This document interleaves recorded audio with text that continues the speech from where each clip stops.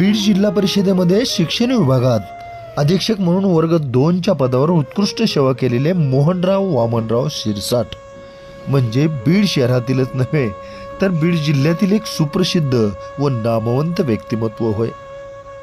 सेवानिवृत्तीनंतर सध्या बीड शहरामध्ये सौभाग्य लॉनच्या माध्यमातून ते कार्यरत आहेत। शिवनेरी प्राथमिक विद्यालय आणि त्याचबरोबर श्री चक्रधर माध्यमिक विद्यालय चक्रधरनगर बीड या संस्थेचे ते संस्थापक आहेत। शिक्षण क्षेत्रामध्ये त्यांचे मोठे कार्य आहे। अनेक विद्यार्थी या ठिकाणी घडलेले आहेत। सामाजिक व धार्मिक कार्याचीही त्यांना मोठी आवड आहे। मोहनराव शिरसाट यांचे आईवडील शेतकरी असून बीड शहरामध्ये त्यांनी 12 एकर जमीन कमावलेली आहे। आईवडिलांच्या सुसंस्कारामुळेच मोहनराव त्यांच्या जीवनामध्ये यशस्वी झालेले आहेत। बीड शहरामध्ये त्यांचा मोठा आदर सन्मान आहे। त्यांची पुढची पिढी देखील शिक्षण क्षेत्रामध्येच उत्कृष्ट कार्य करते आहे। म्हणून अशा या ज्ञानवंत, गुणवंत आणि यशवंत कुटुंबातील मोहनराव शिरसाट यांच्या यशस्वी जीवन प्रवासावर प्रकाश टाकण्याकरिता आमचे मुलाखतकार संतोष रोकडे यांनी त्यांच्याशी साधलेला हा विशेष संवाद पहा न्यूज 1 महाराष्ट्र वाहिनीवर।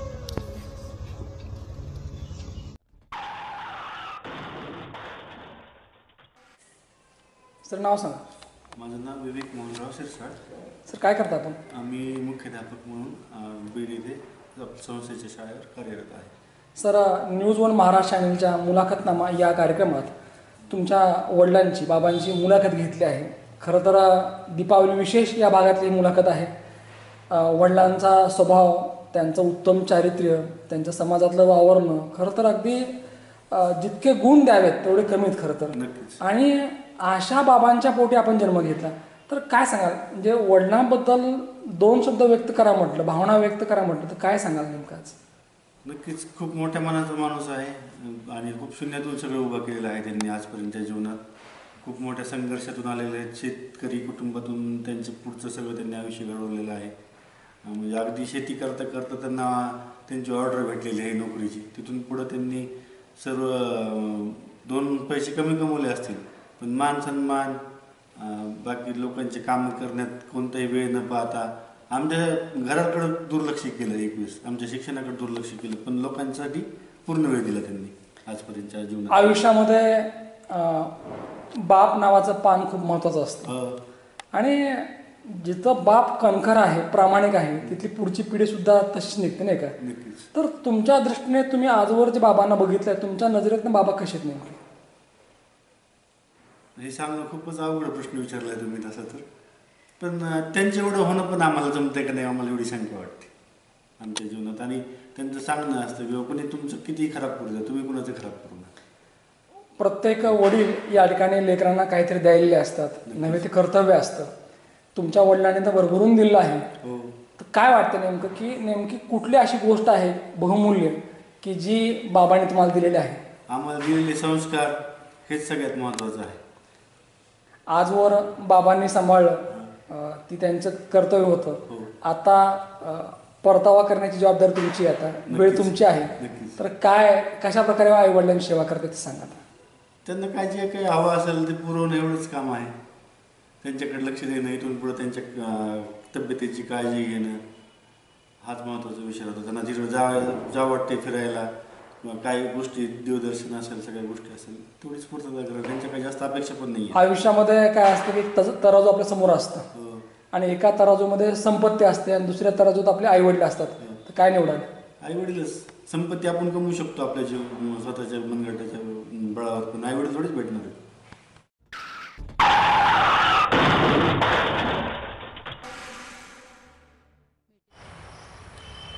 असं म्हणतात की सौभाग्य असलं की भाग्यामध्ये बरंच काही येतं। आयुष्यामध्ये त्या बा विठोबाला जर काय मागायचं असेल तर एवढंच दान मागायचं की सुखी ठेव। जुन्या काळातली माणसं फार श्रीमंत होती खरं तर, काबाड कष्ट करायची, एकमेकाला सहाय्य करायची आणि माणसातलं माणूस पण जपायची। आणि म्हणूनच ही माणसं आजही आम्हाला प्रिय वाटतात। याच माणसांनी जी माणसं घडवली ती माणसं त्या माणसांच्या पावलावर पाऊल ठेवून काम करत आहेत. दिवाळी विशेष या भागामध्ये आज खऱ्या अर्थानं एका चांगल्या व्यक्तीला आम्ही निवडलं आहे. बीड जिल्हा परिषदेमध्ये माजी अधीक्षक म्हणून ज्यांनी कार्य केलं, ज्यांनी उत्तम कार्य केलं आणि आज सेवानिवृत्तीच्या या काळामध्ये सौभाग्य लॉन्सच्या माध्यमातून समाजसेवा करता येते. अर्थातच मी बोलतोय मोहन वामनराव सिरसट साहेब यांच्याबद्दल. साहेब, मुलाखतनामा या महाराष्ट्रातील लोकप्रिय कार्यक्रमात तुमचं स्वागत.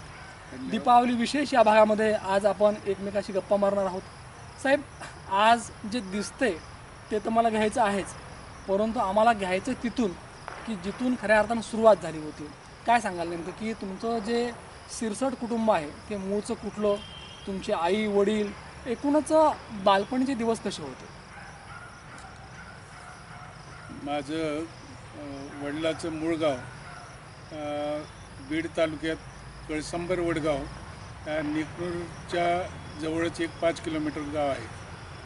तिथं आमचं मूळ गाव होतं. वडिलाकडं महाजी पाटीलकी नावाचा एक जुना प्रकार होता त्या काळात. ती पाटीलकी होती वडिलाकडे. तर ते त्या काळात ते पाटील होते त्या गावचे, परंतु नंतर काही कारणास्तव त्यांना 1958मध्ये काही गावकऱ्याच्या अडचणीमुळं किंवा त्रासामुळं त्यांना ते गाव सोडावं लागलं आणि आमची फॅमिली म्हणजे फक्त आई वडील त्यावेळेस, माझा जन्म पण नंतरच झाला बीडमध्येच, आमची फॅमिली बीडमध्ये येऊन स्थायिक झाली. आणि कालांतराने आईवडिलाची जी प्रॉपर्टी होती त्या गावची ते विकून त्यांनी बीडमध्ये एक तुमचा कोणता भाग म्हणतो त्याला आपण वासनवाडी शिवारात एक 12 एकर जमीन त्यांनी ती जमीन विकून खरेदी केली आणि त्याच्यानंतर आमचा जीवनाचा प्रवास सुरू झाला. असं म्हणतात की जेव्हा असत्यांची संख्या वाढते त्यावेळेला सत्य शांत बसतं. हो. कारण त्याच्याकडे पर्याय नसतो. तुमचे वडील कैलासवासी वामनरावजी पाटील खरं तर एक भला माणूस, देव माणूस, ज्या माणसाने सतत माणसं जपली, ज्या माणसाने कधी लबाडी केली नाही, सद्गुण तुम्हाला खरं तर त्यांनी दिले. आणि वडिलांनी आपल्या मुलांना काय द्यायचं असेल तर ते प्रामाणिकपणा द्यावा. एक विचारावं असं वाटतं साहेब की लहानपणी तुमच्या नजरेतनं तुमचे वडील कसे होते नेमके? आमचे वडील अत्यंत सुस्वभाव आणि शांत स्वभावाचे होते. त्यांना भांडण तंटे आवडतच नसायचे आणि कुणी भांडायला लागलं तर त्यांची कुणाशी भांडण्याची इच्छा पण नसायची. अत्यंत सरळ सरळ वर्तणुकीचे त्या काळातले हे व्यक्ती होते. आणि आई पण खूप मला सांगायचं म्हणजे खूप तेजस्वी होते आई. वडिलांना काय म्हणायचं? हां, वडिलांना काय म्हणायचं? कुठला नाव हाक मारायचं? वडीला अण्णा म्हणायचो आम्ही. अण्णा. हां. साहेब, आज खरं तर अण्णा नाहीत, नाही. परंतु अण्णाच्या आठवणी आहेत. कारण तुम्ही शिवार जपलाय अण्णाचा. आणि असं वाटतं की इथं आत्मा आहे अण्णाचा, नाही का? इथं प्रसन्न वातावरण आहे खरं तर. अण्णाची जेव्हा जेव्हा आज आठवण येते तेव्हा काय वाटतं? अण्णाची आठवण आल्यानंतर आम्हाला असं वाटतं की आम्ही त्यांच्या पोटी जन्म घेऊन काहीतरी भाग्यच होतं आमचं, म्हणून आम्ही त्यांच्या पोटी जन्म घेतला. कारण अशी सुस्वाभाविक वडील भेटणंसुद्धा दुर्मिळच असते. वडिलांनी खूप अगदी त्या काळात खूप कष्ट होते त्यांची. वडील शेतीच करायचे. मला वाटतं की तुम्ही आज जे अन्न खातात ती अन्नाची कृपा आहे खरं. अन्नाचीच कृपा आहे. करेक्ट. साहेब, लहानपणी वडील तुमच्या भूतकाळामध्ये, तुमच्या बालपणी लहानपणी वडील शेती करायचे, हो. काबाड कष्ट करायचे आणि आई स्वतःच करायची. तर वडिलांचे कष्ट, आईचे कष्ट काय होते नेमके? खूप कष्ट असायचे त्यांना. कष्टाशिवाय त्या काळात कुणालाच काही वाटत नव्हतं, फक्त कष्टच माहिती होती. कारण बाकी त्या उद्योग काही नव्हतेच त्यांना. सकाळी उठल्यापासून शेतीशी आणि तिची एकनिष्ठ काम करायचे, त्याच्यामुळं त्यांना उत्पन्न खूप व्हायचं आणि त्याच्यातून ते खूप समाधानी असायचे. खूप पैशाचा हव्यास किंवा काही असं त्यांच्या डोक्यात नसायचे, पण त्यावेळेस समाधानी जीवन असायचं त्यांचं. माळकरी असलं तुमचं कुटुंब. हो. खरं तर मी तर म्हणेन की दिवसाची सुरुवात रामकृष्ण हरीने हो. आणि शेवट सुद्धा रामकृष्ण हरीने. तर घरातलं वातावरण कसं होतं नेमकं, म्हणजे अगदी वडील खूप कडक होते का खूप मायाळू होते ते सांगा आता. खूप खूप शांत स्वभावाचे होते आणि मायाळू होते. त्या मानाने आई कडक होते आमची. अच्छा. आई खूप त्यांना इतकी जिद्द होती की बुवा मी काहीतरी करायला पाहिजे, कष्ट करायला पाहिजे, त्याच्यातून आपण काहीतरी मोठं उभा करू, अशाच प्रकारचं असंच. एक उदाहरण सांगतो, मला आठवतं आहे एक आमच्या आईबद्दलचं.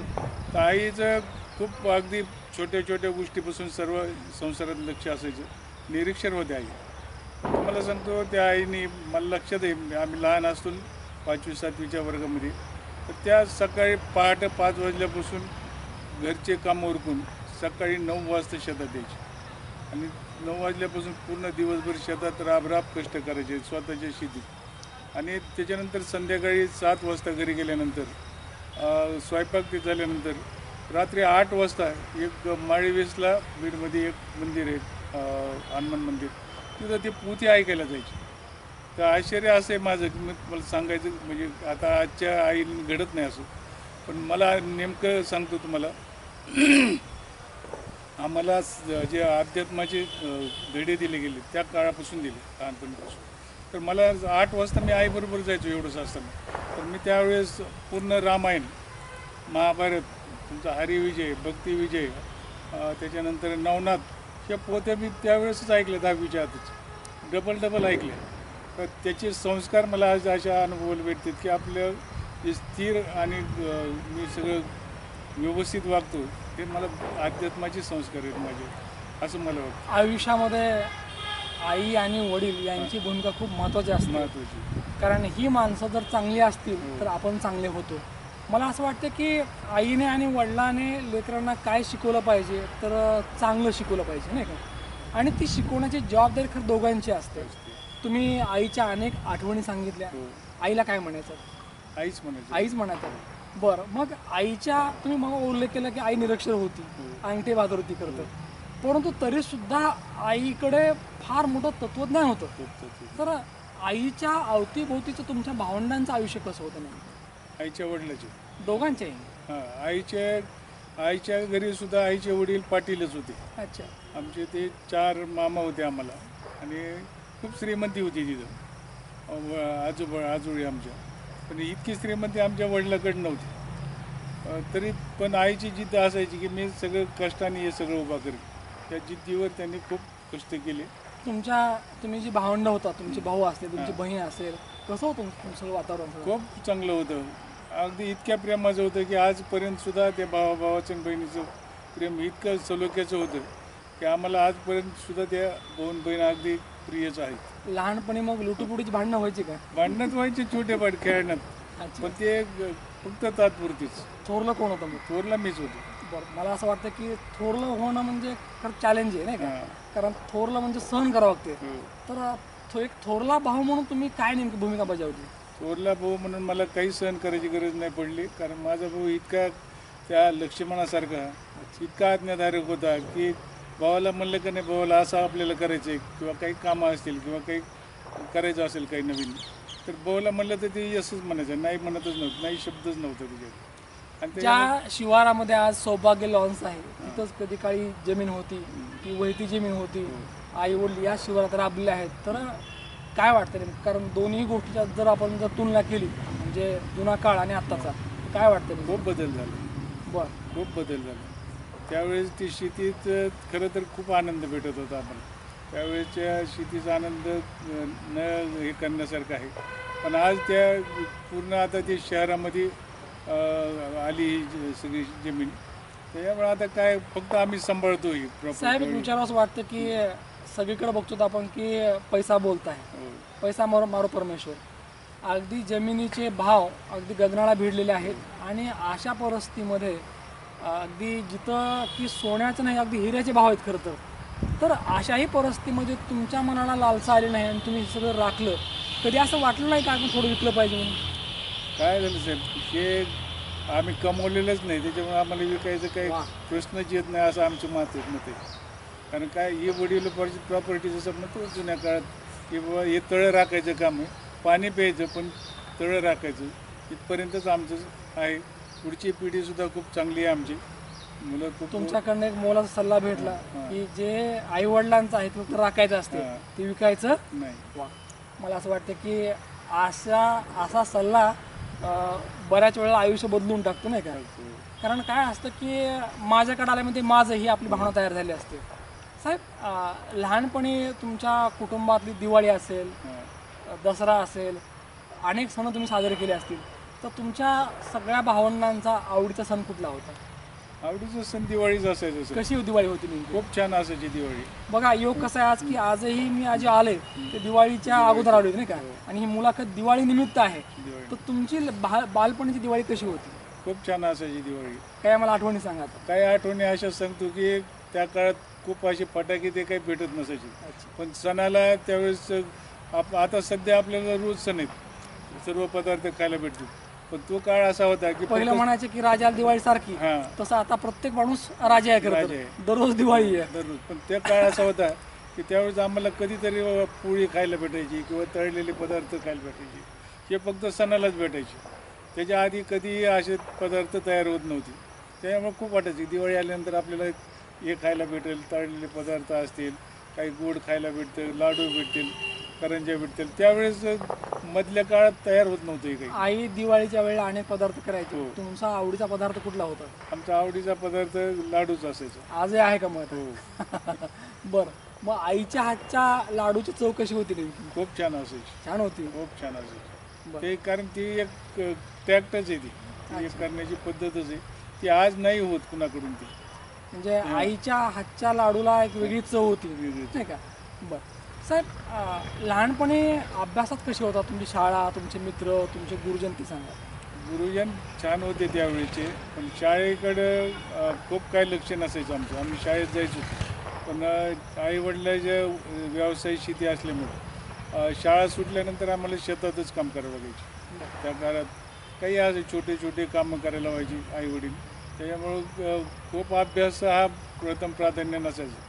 कारण आईवडिलाचं मत असायचं की कष्ट करा तुम्ही, आणि ती कष्टाची सवय आम्हाला लहानपणापासून आईवडिलांना दिली. अनुभवातून जे येतं ते खरंच शिक्षण नाही का. तर तुम्ही अनेक गोष्टी शिकलात, शिवारामध्ये तुम्ही काम करायला शिकलात, प्रसंगी पेरायला शिकला असतात नाही का, आणि अभ्यासात तुम्ही बऱ्यापैकी होतात. तर त्या काळामध्ये मित्रातलं आयुष्य कसं होतं नेमकं? म्हणजे अगदी शांत होतात का अगदी आगाव होतात ते सांगा आता. थोडा आगाव पण असायचो, कारण थोडंसं काही शेतात काम केल्यामुळे शरीर अंगात ताकद होती, रग होती अशी. तड असायची. जर काही भांडणं झाली लहानपणी मित्रात 10वीच्या आतमध्ये, तर 2-3 मित्राला मी खाली पाडायचो. म्हणजे ताकद होती. ताकद होती. कुठले मला भ्यायचे सगळे. मला कुठले खेळ खेळायच्यात मग? मला सगळे येतात. मी कबड्डीमध्ये आंतरराष्ट्रीय खेळ, आपलं आंतरजिल्हा खेळलो कॉलेजमार्फत. बलबीम कॉलेजला माझं शिक्षण झालेलं आहे. त्याच्यानंतर बाकीचे घरगुती तर मग कबड्डी, त्याच्यानंतर बाकीचे खेळ खूप आपले सुरपारंब्या, शेतातले खेळ जमला पाहिजे. मग तो मैदानावरला असेल किंवा आयुष्याचा असो. तर खेळाने तुम्हाला काय दिलं पाहिजे? खेळाने प्रेरणा भेटते माणसाला. खेळाने प्रेरणा भेटते की आपण कसं जगावं. म्हणजे जसं आपण आम्ही कबड्डी प्लेयर असल्यामुळे मला कबड्डी खेळायला गेल्यानंतर कोण कसे पकडेल, कधी आपण सावध राहायचं, ते जीवनात शिकतं माणूस खेळामुळे. खेळ तुम्हाला सशक्त बनवतो, तुम्हाला तो कणखण करतो, आणि खेळामुळे माणूस माणसामध्ये येतो खरं तर. मग तुमचा जो मित्रपरिवार आहे तो अगदी मोठा असेल नाही का. तर मित्रातलं आयुष्य कसं आहे नेमकं? मित्रातलं आयुष्य खूप छान गेलं माझं. आता माझे मित्र, आता नाव सांगायला काय हरकत नाही. त्या काळात आम्ही कबड्डी खेळायचो किंवा बाकीचे खेळ खेळायचो. मी 80ची सर्टिफिकेट होल्डर आहे. बरं. हो. त्या काळात असं म्हणलं जायचं की ज्याला सर्टिफिकेट भेटते 80चं, त्याला त्या PSIसाठी प्राधान्य दिलं जायचं पुढे नोकरीसाठी. असे का मिलिटरीमध्ये मला आमच्या त्या अधिकाऱ्याने सर्टिफाईड केलं होतं की ही फिट फॉर आर्मी. म्हणजे इतकंपर्यंत त्यांना सर्टिफिकेट दिलं. साहेब, तुम्ही जर चांगलं जर मार्गदर्शन भेटलं असतं, तुम्ही मिलिटरीत पण गेला असतात, त्याचबरोबर तुम्ही अगदी PSI झाला असतात. परंतु असं आहे की नियतीला जे मान्य आहे तेच होते नाही का, बाकी मग काही चालत नाही कोणाचं. मग शालेय जीवनामध्ये, त्यानंतर महाविद्यालयीन जीवनामध्ये क्रीडा असेल, अभ्यास असेल, तुम्ही अगदी परफेक्ट होतात. मग नोकरीचा विचार डोक्यात केव्हा आला? मग नोकरीचा शिक्षण झाल्यानंतरच आलं. बरं. तोपर्यंत नोकरीचं काही डोक्यात काही विषय घरची उत्तम शेती होती, हो. पानभरतीची, पानभरती. शहराजवळ शेती होती. मग त्या काळामध्ये तर नोकरी करणं म्हणजे पापच होतं. म्हणजे कशाला करायची? हा नोकरीचं काही डोक्यात विषय नसायचं कारण शेती उत्तम होती शेती उत्तम आणि नोकरी दुय्यम होती. हा मग नोकरी का करावीशी वाटली? नोकरी त्याच्यानंतर काय झालं की शिक्षण झाल्यानंतर शेतातले जे कामं आहेत ते इतके कुठं असायचे कामं की सारखं राबावं लागायचं त्या कामात. बरं. मग कधी कधी वाटायचं की एक काम आहे तर सुटका झाली पाहिजे. नोकरी एक प्रकार चांगला आहे असं म्हणतो. त्याच्यामुळे मग नोकरीच्या मार्गाला लागलो आणि मला इजी नोकरी भेटली सर. मला खूप काय प्रयत्न करायला मी पहिल्याच इंटरव्ह्यू आणि पहिल्याच याच्यामध्ये सिलेक्ट झालो आणि मला नोकरी भेटली. जिल्हा परिषदेमध्ये एक क्लार्क ते अधीक्षकपर्यंत म्हणजे क्लास 2 पर्यंत तुमचा प्रवास आहे खरं तर. आणि हा प्रवास खूप दिमागदार आहे. म्हणजे मी यासाठी म्हटलं की अधिकारी लेवलपर्यंत गेलात पण कधीही गालबोट लागला नाही. कमालीचे शिस्तप्रिय होतात तुम्ही. अगदी सगळ्यांबरोबर तुमचे संबंध चांगले होते आणि कधी चुकीचं काम केलं नाही. तर आम्हाला हा नोकरीचा थोडक्यात तुमचा प्रवास सांगायचा. नोकरीचा प्रवास मी सुरुवातीला माझी स्टेट गव्हर्नमेंटमध्ये नोकरी लागलेली.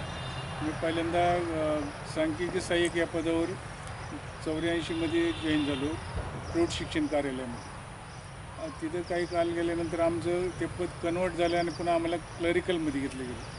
त्याच्यानंतर माझी जिल्हा परिषदला शिक्षण विभागात नोकरी बदली झाली आणि तिथून पुन्हा मला हे शाळेचे प्रकरणं कामाची जास्त व्याप वाढला. बऱ्याच अनुभवाने ह्या गोष्टी मी शिकलो. पहिल्यांदा मला हे खूप नॉलेज नव्हतं पण नंतर थोडंसं अभ्यास करून काही अधिकारीच्या मार्गदर्शनाखाली मी तिथं तयार झालो आणि लोकांना कामं कसे करायचे पॉझिटिव्ह थिंकिंग असायचं माझं. ते लोकांचे आलं तर त्याचे काम अडवायचं माझ्या डोक्यात कधी नसायचं. मला वाटतं यांचं काम कसं करायचं त्याला काय मार्ग आहे त्याला काय कागद लागतील किंवा काय पर्याय त्याला काढून मी त्यांची कामं करायची. त्याच्यामुळे माझ्यावर लोक खूप खुश असायचे आणि मला त्या जीवनात मला ती एक यशस्वी मी. काही लोकांकडे बघितलं की का कुणाठावर राग येतो हो कारण त्याचं कर्म असते ते. हो आणि काही लोकांकडे बघितलं की आतूनच अगदी पाझर फुटतो हो. म्हणजे प्रेम वाटतं. तसं तुमच्या आयुष्यामध्ये तुम्हाला जी माणसं जोडली जी भेटली आज तुम्ही सेवानिवृत्त आहेत पण तरीसुद्धा अनेक लोक तुम्हाला फोन करतात मुद्दाम भेटायला येतात. काय काय केली नेमकी जादू केली की तुम्हाला हे सगळे लोक अधिकारी लोक असतील किंवा शिक्षक लोक असतील संस्थाचालक असतील HM असतील सगळ्यांचं तुम्हाला प्रेम भेटलं खरं? प्रेम आहे कारण एवढंच आहे सर. माझं एक पॉझिटिव्ह थिंकिंग होतं. हाच त्याचं एक महत्त्वाचं आहे किंवा कुणाचं काम अडवायचं नाही किंवा त्याला एक डिस्करेज करायचं नाही किंवा नाही तुझं काम होत नाही येऊ नको माझ्याकडे. आणि आता ह्याच्यात नाही सांगायला पाहिजे दप्तर दिरंगाई करायची नाही फक्त म्हणजे लोकांची कामं पटापट करायची त्यांना त्रास झाला नाही पाहिजे ही भूमिका तुम्ही आयुष्यभर जपली. सर सेवानिवृत्तीचं खरं तर आयुष्य मुश्किल असतं जड असतं परंतु असं म्हणतात की त्याच्या मुखात रामकृष्णारी आहे किंवा जी व्यक्ती चांगल्या कर्माची आहे त्याचं दुसरीसुद्धा इनिंग चांगली जाते. आज सौभाग्य लॉन्सच्या माध्यमातून तुम्ही सुंदर काम करत आहात. तर ही लॉन्स उभारण्याची संकल्पना काय नेमकी? लॉन्स उभारण्याची संकल्पना खूप पूर्वीची होती सर. अच्छा एक आमचे मामा आहेत त्यांनी मला कल्पना दिली ते पुण्याला असतात आणि त्यांनी सांगितलं की बाबा तुझ्याकडे जागा आहे तुझं एक लॉन्स सुरू कर म्हणजे तुला एक पर्यायी काहीतरी व्यवसाय बी होईल आणि एक सामाजिक संपर्क बी होईल समाजकार्य होईल. तर त्या दृष्टीने मी सुरू केलं एक कार्यालय आणि हळूहळू मी डेव्हलप करीत आजपर्यंत ते चांगल्या पद्धतीने चालू. आयुष्य खरं तर प्रशासकीय सेवेत गेलं आणि मग प्रशासकीय सेवेत जेव्हा बाहेर माणूस पडतो पेन्शन असते म्हणजे टेन्शन नसते आणि शेती होती मग बाकीचे उद्योग नको ही भूमिका असते. तुम्हाला जेव्हा ही संकल्पना सुचली मामाच्या माध्यमातून त्यावेळेला असं वाटलं नाही का की खूप त्रास होईल बाबा हे चलन का नाही असं कधी वाटलं नाही का? असं नाही काहीच वाटलं नाही कारण काय मला जागा विकत घ्यायची नव्हती. जागा आपल्या घरची होती आणि थोडंसं कन्स्ट्रक्शन सुरुवातीला केलं मी आणि त्याच्यावर हळूहळू सुरू करीत त्याचेच पैसे आल्यानंतर त्याच्यातच खर्च करायचो आणि ते उभा करायचो. त्याच्यामुळे मला खूप लोड आला नाही उभा करायला. जागा घरची होती आईवडिलांची कृपा होती खरं तर आणि त्या कृपेनेच खरं तर हे सौभाग्य लॉन्स तुम्ही उभा केले. मला असं वाटतं की जेव्हा एखादा मंगल कार्यालय लॉन्स आपण उभे करतो तिथं खरं तर चांगले आणि चांगलेच कार्यक्रम होतात आहे की नाही आणि ज्यातनं आपल्यालाही बरं वाटतं. साहेब हेच करत असताना तुम्ही अगदी तुमच्या मनामध्ये कारण तुम्ही सदैव शिक्षण विभागाशी जोडल्या गेलात नाही का? आणि हे करत असताना तुमच्या मनात होतं की आपण एखादी चांगली शाळा उभी करावी, ज्ञान मंदिर उभं करावं की ज्याच्या माध्यमातून अनेक विद्यार्थी घडले पाहिजेत. आणि असं म्हणतात की चांगल्या व्यक्तीनं जर कुठलं चांगलं स्वप्न बघितलं तर बाप पांडुरंग ते पूर्ण करतो. तुम्हाला शाळा कधी वाटलं नेमकं की आपण शाळा उभी केली पाहिजे आणि काय वाटलं नेमकं? खूप उशिरा माझ्या डोक्यात आले शाळा सुरू करायचा विषय.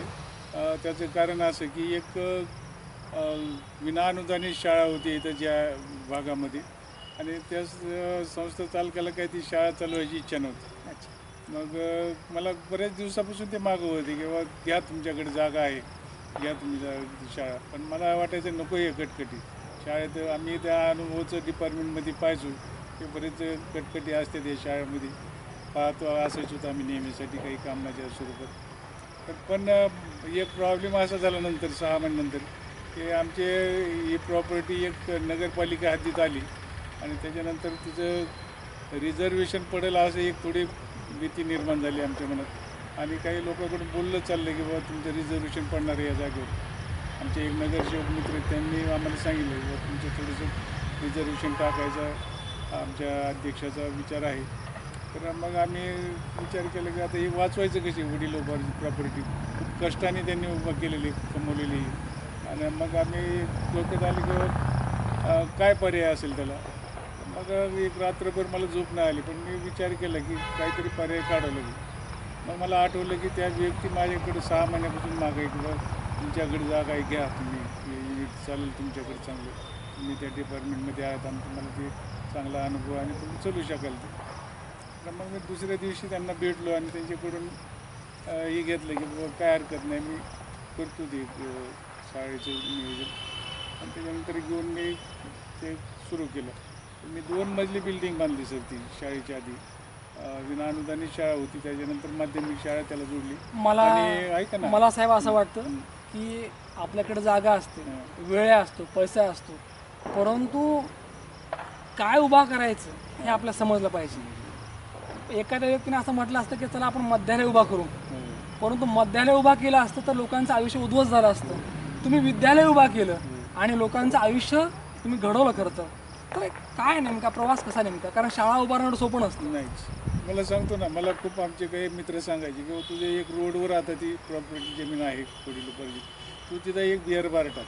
अच्छा, चांगला बिअर बार चल, खूप पैसा आहे त्याच्यात. मी आता तेच बोललो. मी खूप पैसा आहे त्याच्यात. आणि याच ठिकाणी चाललं होतं बिअर बार टाकायचं. ते म्हणजे टाक, तुला काय करायचं, पैसे भेटते, बँक देते. पण मला लक्षात होतं की मला घरं उभा करायची, घरं मोडायचे नाही. माझी मानसिकता, मला जे संस्कार आहेत आईवडिलाचे हात घेतले, मला वाटायचं घरं मोडायचं काम करायचं नाही, आपण घरं उभा करायचे करू. या पद्धतीने मी त्या प्रकारचा निर्णय घेतला आणि ती खूप चांगल्या प्रकारची 3 एकर जागेमध्ये 2 मजली कौलारू शाळा उभा केली ती सर, जी की खूप मोठमोठे अधिकारी आणि इथले प्रतिष्ठित आमदारासहित ती जागा पाहायला यायची शाळेची. 2 मजली कौलारू टाईप, म्हणजे ती अशी कोकणातली शाळा वाटायची, इतकी छान होती. आता पण पाहू शकतो तुमच्या तिथे खूप छान पॅसेज होतं. देवाने बुद्धी आपल्याला चांगली द्यावी. मी मगाच उल्लेख केला, तुम्ही तुम्हाला बोलले पण नव्हते. कारण जर मध्यालय उभा केलं असतं तर आयुष्य उद्ध्वस्त झालं असतं लोकांचं. विद्यालय उभा केलं तर अनेकांचं आयुष्य उभं राहिलं. आणि हेच खऱ्या अर्थानं आयुष्य आहे की ज्याला काय करावं हे कळतं. कारण पैशापेक्षा सुद्धा या ठिकाणी मला असं वाटतं की मान प्रतिष्ठा खूप महत्त्वाची असते, जी तुम्हाला जपता आली खरं तर. साहेब आता एक विचारावंसं वाटतं की सेवानिवृत्त होऊन किती वर्ष झाले नेमके? मला आता 8 वर्ष झाली. काय कसं सुरू नेमकं? खूप छान आहे, कारण मी समाधानी आहे सर. मला सगळ्यात महत्त्वाचं, मी पैशाची हाव मला पहिल्यापासून नव्हती, आता बी नाही. मला खूप पैसा कमवा, खूप मोठं व्हा असं वाटतच नाही. मला फक्त समाधान महत्त्वाचं वाटतं की आपण समाधानी जगावं. तुमच्या दृष्टीने आयुष्यात पैशाचं स्थान काय नाही?